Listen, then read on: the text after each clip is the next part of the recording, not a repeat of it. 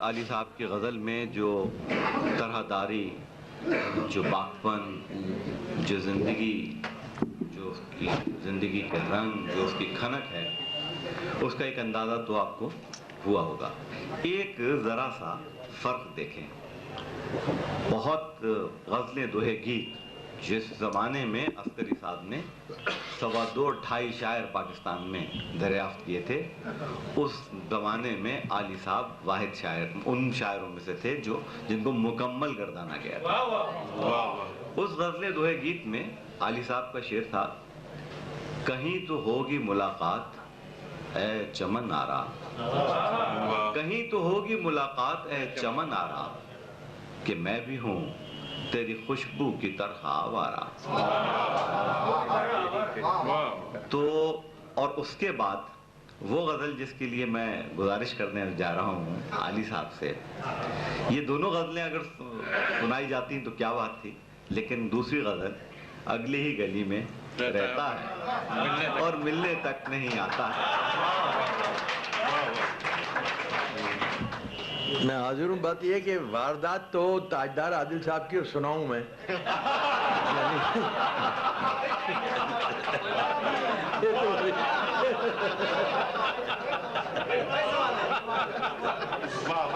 یہ الگ بات ہے کہ یہ بھی شادی شدہ ہے، میں بھی شادی شدہ۔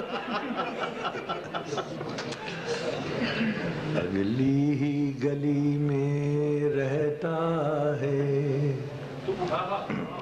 اور ملنے تک نہیں آتا ہے، اور ملنے تک نہیں آتا ہے، کہتا ہے تکلف کیا کرنا، ہم تم میں تو پیار کا ناتا ہے، ہم تم۔ اصل میں مسلسل غزل ہے، 4 شعر۔ کہتا ہے زیادہ ملنے سے وعدوں کی خلش بڑھ جائے گی، کہتا ہے زیادہ ملنے سے وعدوں کی خلش بڑھ جائے گی، کچھ باتیں وقت پہ بھی چھوڑو، دیکھو وہ کیا دکھلاتا ہے، اور ملنے تک نہیں۔ کہتا ہے تمہارا دوش نہ تھا، کچھ ہم کو بھی اپنا ہوش نہ تھا، پھر ہنستا ہے پھر روتا ہے، پھر چپ ہو کر رہ جاتا ہے، پھر ہنستا۔ خود اس سے کہا گھر آنے کو، اور اس کے بنا مر جانے کو، اور اس کے بنا مر جانے کو، اور اب جو وہ کچھ آمادہ ہوا، جی رہ رہ کر گھبراتا ہے،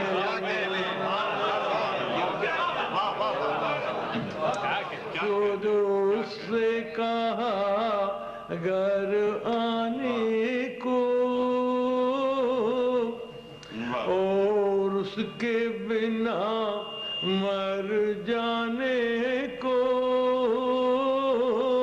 اور اس کے بنا مر جانے کو، اور اب جو کچھ آمادہ ہوا، جی رہ رہ کر گھبراتا ہے، اور ملنے۔ آخری شعر ہے، اے بچوں اے ہنسنے سننے والوں تاریخ